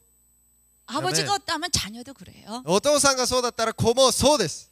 아멘. 아멘. 우리는 이 육신의 제한된 속에 들어가 있기 때문에 제한을 받고 있지만 우리 아버지가 하시는 일에 아주 조금이라도 우리는 따라할 수 있다. 私たちは肉体というものに入っていますから制限を受けますけどお父さんに似てお父さんをしていることをすることができます。 아멘. 아멘. 하나님께서 우리를 예수 그리스도를 통해서 우리를 의인되게 만드셨어요. イエス様を通して神様は私たちを義人とされました。 아멘. 아멘. 여러분들 더 이상 죄인이 아니에요. 皆さんもう皆さんは罪人ではありません。 죄인은 예수님을 믿지 않는 자들입니다. 罪人はイエス様を信じない人たちのことを言ってるんです。 그래서 여러분들이 하나님 앞에서 저 죄인 왔습니다. 그러면은 하나님이 너 도대체 뭔 소리 하냐? 罪人来ましたって言ったら神様は何を言ってるんだ君は。 너 누구냐 도대체? 誰ですか？ 진짜예요. 本当ですよ。 주님의 피 흘리신 대가가 무엇인데요? イエス様の血流されたその代価は何ですか？ 우리가 사탄의 왕국의 종로를 타고 있었다가 私 보혈을 たちが 통해서 하나님의 나라로 옮김을 받았어요. サタンの国で支配されて圧制されていたその中、イエス様の尊い血潮によって移動されました。 그 우리는 의인이 되었습니다. 私たちは義人となりました。 하나님 눈에는 우리는 죄인이 아니에요. 神様の目には私たちはもう罪人ではありません。 의인은 영어로요 무슨 뜻이냐면 하나도 죄를 안 지은 사람이에요. その義人ということはどういう意味なのかというと、一回も罪を犯したことのない人という意味です。 그리고 또 어떤 번역본에 보면요 하나님과 바로 서 있는 사람이에요. そしてある翻訳を見てみると、神様と本当に正しく立っているというふうに言っています。 그러니까 하나님과 이렇게 똑바로 쳐다볼 수 있는 자격이 있는 자들이 말이에요. だから本当に神様はこうやって面と向かって向かい合うことができる資格 하나님이 ということです。 십자가를 통해서 예수님을 통해서 이렇게 만들어 놓으셨는데 하나님 죄인 용서하소서. イエス様の血潮でこのような立場、位置を与えてくださったのに、主よ、私はダメです。 그럼 하나님은 얼마나 한심하시겠어요. それ神様はどれほど悲しむでしょ 그죠? う。そうでしょう。 예, 우리가 의인입니다. 私たちは義人です。 예수님의 보혈과 십자가를 통해서 의인 됐어요. イエス様の血潮によって清められたことによって義と認められました。 그렇다면 이제는 죄인 된 삶을 완전히 끊고 의인 된 삶을 살아야 하는 거예요. だからそれを信じる信仰によって罪の生活を断ち切り、私たちは義の生活を生きることができるのです。 여러분들이 죄인이라 생각하면요, 여러분들 죄에서 해방 못 받습니다. 皆さんが罪人というふうに考える以上、絶対に罪から解放されることはできません。 왜냐하면 죄인은 뭘 해도 죄를 져요. なぜなら罪人は何をしても罪を犯すから。 그러나 여러분 의인이라고 믿고 살면은요, 절대로 죄를 안 짓습니다. 皆さん義人だというふうにしっかりとセルフアイデンティティが入ってきたら絶対に罪を犯さなくなります。 왜냐하면 의인은 하는 것이 모두 다 의이기 때문입니다. なぜなら義人は義人のように歩むからです。 아멘. アメン。 여러분들은 이미 죄인에서 의인으로 바뀌었어요. 皆さんはもう罪人から義人へと移されました。 그래서 제가 사역하면서요, 성도들이 와가지고 물어봐요. だから、ある生徒たちが私に聞いてきます。 목사님, 성경에 술 먹지 말라고는 안 했어요? 僕先生、聖書に酒飲むなとは書いてないですか？ 대신 술에 취하지 말고 성령에 취하라 그랬습니다. その酒に酔うな、そして御霊に酔いしれなさいというふうに書いてあるじゃないですか。 그래서 안 취할 때까지는 먹어도 되잖아요. まあ酔わない程度だったらいいんじゃないですか？ 담배 피라고 담배 금지하라 그러세요. 끊으라 말씀 안 하셨는데. もうタバコもまあほどほどにじゃいいんじゃないですか？ 그 담배 정도는 괜찮죠? もうタバコくらいはいいんじゃないですか？ 그래서 하고 싶으면 해라 그랬어요. もうじゃあやりたかったらやれば。 근데 하나님이 너를 부르시고 너를 청결케 하시고 너를 성령의 성전이라 부르시는데. でも神様はあなたをイエス様の血潮によって清め、あなたは清い神の聖殿であるというふうにおっしゃるからね。 네 교회에 오사케 갖고 와갖고 너 불 수 있냐? あなた教会にそのお酒持ってこうやって注ぐことできる？ 너 교회 안에 들어와갖고 여기다가 향 피고 너 담배 필 수 있냐? あなたここ教会の中でタバコ吸うことできる？ 그렇다면 너 해라. まあできるんだったらやって。 그거랑 똑같아 네 몸에 하는 거야. それと一緒なんだよって自分の体がもう神様の宮なんだからね。 그죠? そうですよね。 여러분들의 몸은 성령님이 거하시는 성전이에요. 皆さんの体は聖霊様がご臨在しておられる聖なる宮です。 그렇다면 여러분은 여러분의 교회 성전을 보호하고 관리하고 청소하고 거룩하게 해야 되는 의무가 있어요. だから私たちはこの聖なる宮を掃除し管理し本当に守る義務があるんです。 그걸 안 한다면 여러분들 하나님 안 믿는 거랑 똑같은 거예요. それをしないんだったら皆さん神様を信じないのと一緒です。 여러분들이 의인이라고 이제 확실히 믿으면 여러분들의 삶은 의인의 삶이 되는 거예요. 皆さんが義人だということをしっかりと信じれば義の生活がどんどん現れてきます。 그래서 여러분들은 절대로 이제 안 믿어요. 술 마셔도 돼요, 안 마셔도 돼요. もうそういうこと一切聞かないです。酒飲んでもいいですか、飲んでもなくてもいいですか。 전에는 제가 그랬어요. 너 술 마시면 죄인 된다. 마셔라 그랬어요. でもうもう酒飲めば。 근데 지금은 제가 회개하고 나서 이렇지 않습니다. 昔はそう飲むなっていうふうに言ったんですけど、でも今は悔い改めて違うことを言います。 의인은 의인답게 살아라. 義人は義人のように生きなさい。 죄는 의인에게 어울리지 않는다. 罪は義人に似合わないから。 더러운 말은 의인의 입에 어울리지 않는다. 汚い言葉は義人の口には合わない。 네가 의인이라고 믿으면 넌 절대로 더러운 말 안 할 것이다. あなたが義人だと信じるなら、あなたは絶対に汚い言葉が出てこない。 네가 의인이라고 믿으면 너는 절대 죄 안 짓는다. 義人だと信じれば絶対に罪を犯さない。 우리가 전에는 거지였어요. 私たち昔は小じでした。 아버지 없는 거지였었고 고아였어요. 本当にお父さんがいない、本当に孤児でした。 그런데 우리는 예수 그리스도 통해서 하나님의 궁전에 거하는 왕자와 공주들이 됐어요. でもイエス・キリストの血を通して私たちは神様の宮殿に住む王子となりました。 그럼 제가 왕자가 됐다면 제가 이미 왕자의 옷을 입었어요. 私たち王子となったんだったら王子の服をもう着ています。 그리고 왕자의 그 관도 왕관도 썼어요. そして王子の冠も今かぶっています。 그리고 나서 세상에 다시 가서 거지 노릇 하겠습니까? そして私たちまた世界に出て小じの姿でまた行きますか？ 거지 노릇은 더 이상 나에게 어울리지 않습니다. もう小じの姿は私にはもう似合わないですよね。 그죠? そうですね。 나는 이미 왕자기 때문에 내가 해야 될 일은 왕자로서의 생활 방식을 배우는 겁니다. だから王子となった私は今から王子として生きる方法というのを習うだけなんです。 그리고 거지와 고아로 살던 그 습성들을 어떻게 해요? 버리는 겁니다. だからもうその小じホームレスとして生きたその習慣がありますからね。それを捨て去るんです。 그죠? 그리고 왕자로서의 삶을 배우는 겁니다. そして王子としてどのように生きればいいかというのを習っていくんです。 왕자는 땅에 떨어진 것도 줍지 않습니다. 王子は地に落ちたものを拾ったりしないです。 그죠? そうですよね。 누가 줍습니까? 종들이 와서 주워줘요. 誰がそれを拾いますか？ 왜요? しもべたちが拾ってくれますね。 못해서요?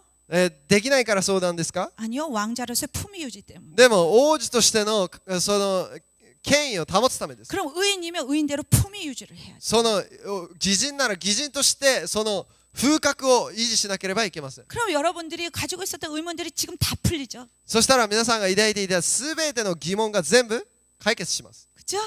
そうですね。 죄 문제 다 해결되죠? 罪の問題全部解決されますね。 의인으로서 품위 있게 사셔야 돼요. 義人として風格を持って生きなければいけま 의인의 せん。 삶이 뭔지 예수님께서 가르쳐 주신 대로 살면 되는 거예요. 義人がどういうふうに生きるのか、それをイエス様が教えてくださった通りに生きればいいんです。 거지와 고아로 살던 삶들이 발견되는 순간 그 습관을 바꿔야 되는 거예요. 孤児とそしてその孤児として生きたそれが変わったその瞬間、私たち生き方も変わるのであります。 이렇게 의인된 삶을 살 때에 죄가 여러분들을 터치도 못해요.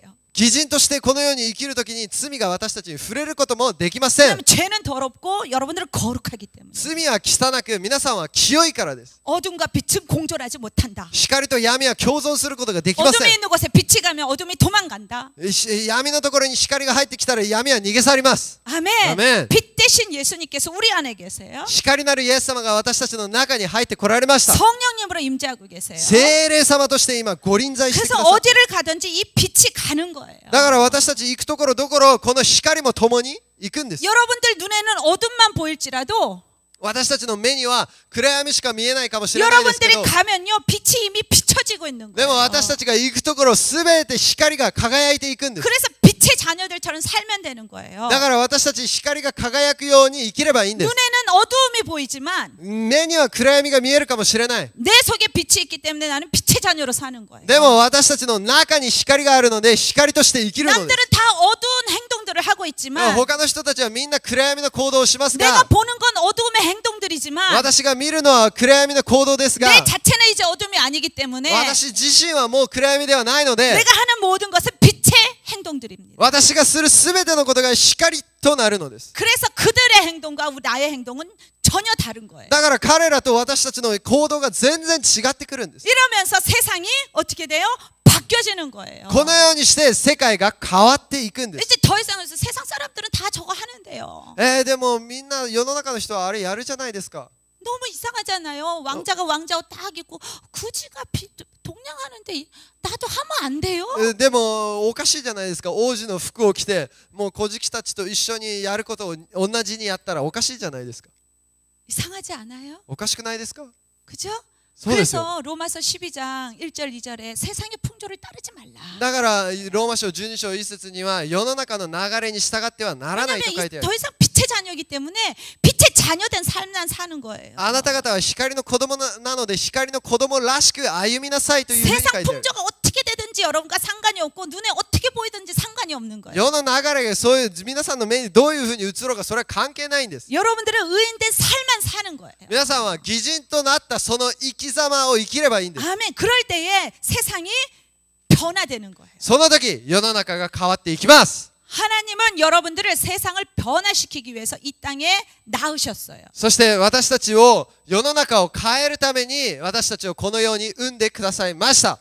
아멘. 아멘. 세상을 변화시키시는 하나님의 목적 때문에 여러분들이 이 땅에서 살아가는 겁니다. 神様は私たちをこの世を変化するその目的を持って私たちを召してくださいました。 세상에 침몰되라 그러신 게 아니고 세상을 정복하고 다스려라. 世の中に沈没するんじゃなくて世の中を治め支配しなさいとおっしゃいました。 그래서 우리 믿는 자들은 세상의 유행을 따라가는 것이 아니고 우리가 유행을 창출해 나가는 거예요. 私たちはこの世の流行に従っていくのではなく私たちは流行を作り出すんです。 아멘. アーメン。 예, 한국에 가면요. 저는 일본은 잘 모르겠어요. 한국에 가면 뭐가 하나 유행이면 학생들이 다 똑같아져요. 韓国では流行が一つ流行ると学生たちみんな同じことをしだします。 한참 무슨 브랜드던데 내가 잠깐 이름이 안 났는데 이렇게 얇은 파카 같은 거더라고요. 작년에 가니까. 예? 예, 맞아요. ノースペース。ええ本当ひととき流行ったそのメーカーがあるんですが、 그거를 젊은 청년 고등학생처럼 보이는데 보는 사람마다 다 입었더라고요. もうみんな高校生全員それ着てるんです。 저는 그게 교복인 줄 알았어요. 私それ制服だと思いました。 그래서 요즘 교복은 참 좋다. いや 그랬어요. 本当最近の制服は本当おしゃれだ。 색깔도 많지도 않은데 색깔도 몇 개밖에 안 되더라고요. もう色も何色しかないです。 그래서 야, 교복 진짜 좋아졌구나. いや本当制服は良くなったな。 그래서 제가 여기 뭐가 써져 있게 그게 학교 이름인 줄 알고 봤어요. ここになんか書いてあるからそれ学校名かと思ってこうやって見てみました。 그게 영어로 써져 있길래 그래서 요즘에는 영어로도 학교 이름을 하는구나.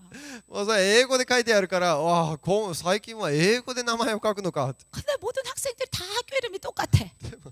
学校の名前がみんな一緒なんです。 그래가지고 제가 물어봤어요. 도대체 저 옷은 뭡니까? ね、聞いてみました。何ですかその服は。 그랬더니 저를요 이상한 간첩 쳐다보더라고요. 本当おかしい人を見るように私を見るんです。 저 한국 가면 이래요. 私韓国行ったらこういうふうにします。 왜 세상이 이렇게 됐어요? なぜ世界がこのようになってしまったんですか？ 우리가 하나님 말씀대로 살지 못하고 그죠? 세상을 변화시키는 자가 아니고 세상을 따라가는 자로 살았기 때문에. 私たちが神様の御言葉通りに世界を変えるものではなく世界についていくものになってしまったからです。 그 브랜드가 도대체 뭐길래요? そのブランド何ですか？ 그죠? 그 전부 다 획일화 시키는 거 아니에요? もうただもう本当に自分らがコントロールしようとしてるだけです。 그죠? 예, 그거 안 입으면 마치 나 혼자 왕따 당한 거 같아요. ね、それを着なかったら一人だけいじめられる。 그죠? そうですよね。 예. 그래서 사탄은 여러분들을 그거로 다 이렇게 잡으려고 그래요. だからサタンは皆さんをそれを持って支配しようとするんです。 그래서 그거 없으면 나는 열등감 갖게 하고 それを持ってなかったら劣等感を持ち 왕따 당하게 하고 いじ 그죠? められ、 예, 그럼 나 혼자 따돌림 당해서 우울증에 빠지게 하고 자살하게 하고 私一人だけこうやって仲間外れになりうつ病になり自殺するように仕向けるんです。 예, 이거는 사탄의 전략이에요. これがサタンの策略です。 세상의 유행은 사탄이 그래서 여러분들을 어떻게 해요? 지옥으로 자꾸 보내려고 자꾸 유행을 창출하는 거예요. だから世界のこの流行に従って地獄に送ろうとサタンは策略を練ってるんです。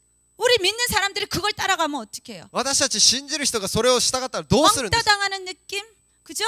그러다 결국 자살하고 いじめられる 기독교인들이. 気持ち、そして結局自殺する。 하나님은 절대로 그것을 원하지 않으세요. 神様は絶対にそれを望んでおられません。 하나님은 여러분들이 세상의 유행을 창출하기를 원하세요. 皆さんに世の中の流行を作り出すものとなってほしいと願っています。 아멘. 하나님은 아멘. 여러분들을 똑같이 창조하시지 않았어요. 皆さんを一緒に同じように作られていません。 여러분들을 각자 독특하게 창조하셨어요. 各個人を特別に作られました。 그래서 여러분들 하나하나가 다 독특한 것들이 있어요. だから皆さん個人個人本当に特別なものが持っています。 만약에 똑같다면 난 전도사님은 너무 부러워.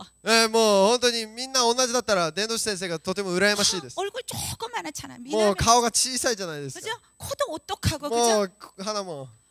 근데 나는 얼굴이 커 여잔데. ですね。 아, 저기 가세요. 괜찮아요. 여잔데도 얼굴이 크잖아요. もう本当に저 카메라 보니까 나 2배처럼 보이네. 顔が大きく見えますね。 이게 사실이에요. それが。 근데 내가 전도사님에 비교 안 한단 말이에요. 나는 완전한 미인이란 말이에요. でも私は伝道師先生と比べません。私は完全なる美人です。 왜냐면 완전 이건 영어로 말하면 더 확실해. Perfect beauty야. もう英語で言ったらもっと分かりやすい。Perfect beauty。 네, 완벽한 미인이에요. もう完全なる美です。 좀 살찐 거는 아니에요. 이건 내가 실수한 거예요. もうこのそのちょっと太った部分は気にしないでください。 원래 これちょっと失 하나님이 敗しました 날씬하게 예쁘게 만드셨는데 내가 조금 많이 먹어서 이런 거. 本当は神様がすっごく美しく作ってくださったのにちょっと食べ過ぎました。 나는 하나님의 완전한 미인으로 もう 태어났어요. 神様は私完全なる美しさとして作ってくださいました。 그래서 이 세상의 미인의 기준은 나예요. だから美の基準は私なんです。 그럼 나만 그래요? じゃあ私だけでそうするべきですか？ 그런 거예요. 여러분들도. 皆さんもそうするべきです。 여러분들도 미인의 기준이 여러분인 거예요. 皆さんは美の基準は自分です。 하나님은 완벽하십니다. 神様は完全なるお 그래서 方です。 하나님이 무엇을 만드시든지 다 완벽하다. だから神様は何を作ろうと神様は完全に創造されました。 아멘. 아멘. 제외 대상은 성형 수술한 것 제외. ね、もう整形はもう絶対もうあれです。対象外です。 응. 성형 수술은 제외다. もう整形は対象外だ。 예. 하나님은 나를 만드실 때 완벽하게 만드셨어요. 神様は私を作られた完璧に作られた。 하나님은 완전하시기 때문에 무엇을 만드시든 다 완전해집니다. 神様は完璧なので何を作る時にも完璧に作られました。 하나님은 생명이시기 때문에 죽은 자를 터치만 하셔도 살아납니다. ね、神様は完全なので死人をタッチされただけでも生き返ります。 아멘. 아멘. 하나님은 선이시기 때문에 악한 것을 만져도 그 악함이 선으로 변화됩니다. 神様は善なるお方なので悪を触った時それが善に変わってしまうんです。 근데 사탄은 거짓말쟁이에요. でも悪魔サタンは偽り者です。 죽이는 자예요. 殺す者です。 죽음이에요. 死そのものです。 그래서 그가 무엇을 만져도 좋은 것도 나쁜 것으로 변화돼요. だから彼が触るものはいいものも全部悪いものに変えてしまうんで 그가 す。 무엇을 말해도 다 거짓인 거예요. それ何を言っても偽りしか言わないんで 그가 す。 성경을 읽어도 성경이 거짓말이 돼버리는 거예요. でも彼が読んだら聖書でさえも偽りになってしまいます。 그래서 세상이 말하는 그 거짓말을 듣지 마셔야 된단 말이에요. だから世の中が言っているその偽りを聞いてはいけないんです。 아멘. 아멘. 오직 하나님께서 하시는 말씀만. 神様によって語られる御言葉だけ。 그것이 현실하고 전혀 다를지라도 나는 하나님 말씀만 붙잡는다. 왜? 그것이 참이기 때문에. それが現実と違うと言われたとしても私たちは神様の御言葉を握ります。なぜならそれが真理だからです。 아멘. 아멘. 예, 여러분들이 이것만 확실하게 잡는다면 皆さんがこれだけ確実に握るとしたら 하나님은 반드시 여러분을 쓰십니다. 皆さんを必ず神様が用いてくださいます。 여러분들이 비록 지금 실업자일지라도 실업자인 상태에서 하나님이 쓰십니다. もう本当に失望して失業者だとしたとしても神様がそれを用いてくださいます。 지금 여러분들 몸속에 질병이 있을지라도 하나님은 질병이 있는 상태에서 여러분들을 쓰십니다. その病があったとしてもその病があるその状態を通して神様は私たちを用いてくださいます。 여러분들이 가난할지라도 가난한 상태에서 하나님이 쓰십니다. 私たちが貧しいとしたとしても貧しいその状態で私たちを用いてくださいます。 아멘. 하나님이 쓰실 때는요 아무도 막질 못해요. 神様が私たちを使うときに誰も私たちを止める 낮에 ことが 제가 できません。 말씀드렸잖아요, 그죠? 어떠한 죽음도 나를 막지 못했어요. どんな死も私を止めることはできませんでした。昼明かししましたけど。 왜? 하나님이 하나님이 나를 쓰셔야 되기 때문에. なぜなら神様が私をまだ使わないといけないからです。 아멘. アーメン。 여러분들이 이 믿음만 확실히 가진다면 この信仰だけしっかり私たちの中に入ってくるなら 이 교회를 통해서 하나님이 사용하실 때에 이 일본을 부흥시킬 때에 여러분은 반드시 그 주역들로 쓰임 받으십니다. この教会を用いるとき、この日本を用いるとき、主要人物として皆さんが用いられます。 제가 많은 교회들을 다니고 많은 목사님들을 만나고 특히 제가 그 지도자들을 훈련시키는 사역을 하고 있기 때문에 제가 그걸 알아요. 私はたくさんの牧師先生と会い、たくさんの指導者を今訓練しているところだから私はよくわかります。 예, 주님이 쓰시는 종은요 많지 않으세요. 主の用いられるしもべというのはそんなに多くないです。 그런데 주님이 한번 그 어떤 종을 선택하셔서 쓰시면 그 종과 그 교회와 그 성도님들과 그 성도님의 가족들과 사업장까지 하나님이 통째로 다 쓰세요. そのあるしもべを神様が選び、そのしもべを使うと決めたら、そのしもべのその教会の家族すべてを神様が用いてくださいます。 그래서 어떤 목사님과 함께 신앙생활을 하고 따라가느냐가 여러분들 최고의 축복 가운데 だから 하나입니다. どの牧師先生と一緒にこの信仰生活を歩むかということを決めるということはとても大切なことなんです。 제가 초반에도 말씀드렸지만 여러분 정말로 축복받은 분들이 있어요. 私昼も言いましたけど、皆さんは本当に祝福されているお方たち。 하나님께서 후쿠오카를 쓰십니다. 神様が福岡を用いられます。 일본을 변화시키시기 위해서 후쿠오카를 쓰십니다. 日本を変えるため福岡を用いられます。 후쿠오카에서 많은 선교사들이 이제 해외 파송됩니다. そして福岡からたくさん海外に派遣されるでしょう。 그 중에서 여러분들의 교회가 최고로 쓰임 받을 거예요. そして皆さんの教会が最高に用いられます。 여러분들의 목사님을 쓰실 거예요. そして牧師先生を必ず用いられます。 그렇다면 여러분들은 반드시 쓰임 받습니다. 皆さんは必ず用いられま 그래서 す。 기도로 준비하세요. だから祈りで準備してくだ 주님 さい。 내가 우리 교회 쓰임 받을 때에 후쿠오카가 쓰임 받을 때에 우리 목사님 쓰임 받을 때에 일본이 쓰임 받을 때에 저도 한몫을 하겠습니다. だから今から祈ってください。牧師先生が用いられるときに、福岡が用いられるときに、この教会が用いられるときに、日本が用いられるときに、私も用いてください。 주님이 어떻게 쓰실지 모르지만 저 무조건 쓰임 받고 싶습니다. あなたがどのように私を使うか分かりませんけど、私とにかく用いられたいです。 여러분들 지금서부터 마음을 줄이고 준비한다면 하나님은 반드시 이 장소를 성령의 불바다로 만드십니다. 皆さんがそのように今から準備しお祈りするなら、必ず聖霊様がこのところを火の海にされます。 아멘. 이 말씀이 예수 그리스도의 이름으로 이루어질지어다. これをイエス・キリストの皆によって命令する。必ず実現されよ。 아멘. 후쿠오카는 쓰임 받을지어다. 福岡は用いられる。 순복음교회는 쓰임 받을지어다. この牧師先生は用いられる。 목사님은 쓰임 받을지어다. 生徒さんたちは用いられる。 모든 성도님들 다 쓰임 받을지어다. 生徒さんたち全部用いられる。 모든 가족들도 다 쓰임 받을지어다. すべての家族も全部用いられ 모든 る。 사업장들 직장들 다 쓰임 받을지어다. もう全部すべての仕事、そういったものも全部用い 우리 られる。 모든 학생들의 학업조차도 다 쓰임 받을지어다. 学生、学校全部用いられる。 자녀들과 자녀들까지도 다 쓰임 そ 받을지어다. の子供たち、家族全部用いられる。 집에서 키우는 가축들까지도 다 쓰임 받을지어다. 家にあるペットも全部用いられる。 아멘. 하나님이 아멘. 쓰시면 물질, 건강 모든 것 다 채우십니다. 神様が用いられるとき、物質、健康、すべてのものを足し加えてくださいます。 아멘. 여러분들이 쓰임만 받고자 하신다면 하나님은 처음부터 끝까지 다 하십니다. 皆さんが用いられたいというその願いを持っているなら、最初から最後まで神様が全部責任取ってくださいます。 아멘. 아멘. 여러분들은 일본 역사에 이름이 남겨지실 분들입니다. 皆さんは日本歴史上名前が残る人たちです。 아멘. 아멘. 그걸 위해서 준비하시고 기도하세요. それを準備して祈ってください。 예수님의 발이 되드리세요. イエス様の足跡となってく 그럼 ださい。 반드시 예수님께서 친히 일본을 방문하십니다. そしたらイエス様が必ず本当にこの日本を訪れてくださいます。 아멘. 아멘. 누가 여러분들 가운데 누가 예수님의 발판이 되어드리겠습니까? 誰が私たちイエス様の足となってくださいますか？ 누가 원하세요? 誰望んでいる方は 예수님 手を 제가 挙げてください。 예수님의 발판이 되어드리겠사오니 私がイエス様の 이 일본과 후쿠오카 특별히 우리 교회와 우리 가정을 방문해 주세요. 足となりますので主よ、私 제가 예수님의 발판이 발판이 되겠습니다. 私がイエス様の足となりましょう。 저를 주님의 발판으로 사용하시고 전진기지로 사용해 주세요. 私をイエス様の兵器として用いてください。 아멘. 아멘. 자, 여러분들이 다 주님 앞에서 제가 쓰임 받기를 원합니다라고 약속드렸어요. 皆さんみんな私が用いられたいと願いますというふうに約 하나님이 束しました。 보셨고 하나님은 반드시 이루십니다. それ神様が見られたし、神様がそれを必ず成し遂げられます。 아멘. 아멘. 할렐루야. 아멘. 그래서 할렐루야. 우리 저 천국에서 가장 높은 곳에서 주님과 영원히 함께 사는 축복을 누려봅시다. そして私たちがその素晴らしい天国で一緒に暮らすその素晴らしさを共に満喫しましょ 아멘. 네. 우리 함께 기도하겠습니다. う。一緒に祈りましょう。